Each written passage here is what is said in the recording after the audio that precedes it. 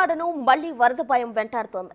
ఎగువ ప్రాంతాల్లో కురిసిన వర్షానికి సింగ్ నగర్, విద్యాధరపురం, భవానీపురం, రాజరాజేశ్వరిపేట గ్రామీణంలో అంబాపురం, జక్కపూడి కాలనీ, రాయనపాడు, నైనవరం గ్రామాల్లో 1 అడుగు నుంచి 2 అడుగుల మేర నీరు పెరగడంతో అధికారులు, ప్రజలు ఆందోళనకు గురయ్యారు.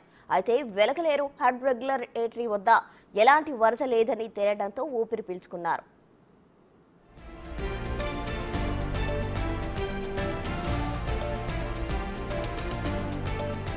ఇవాల్టికి వరద తగ్గే అవకాశం ఉందని భావిస్తున్నారు. గత 3 రోజులుగా వెలగలేరు వద్ద వరద ప్రవాహం 7,000 క్యూసెక్కులు దాటలేదు.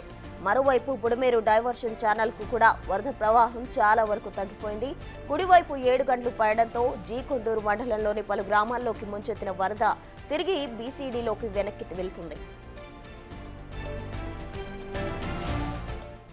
కృష్ణా జిల్లాలో దిగువన బుడమేరు ఉధృతంగా ప్రవహిస్తోంది. గన్నవరం, బాపులపాడు, ఒంగటూరు మండలాల్లో తగ్గిన వరద నందివాడ, గుడివాడ, మండవల్లి మండలాల్లో విపరీతంగా పెరిగింది.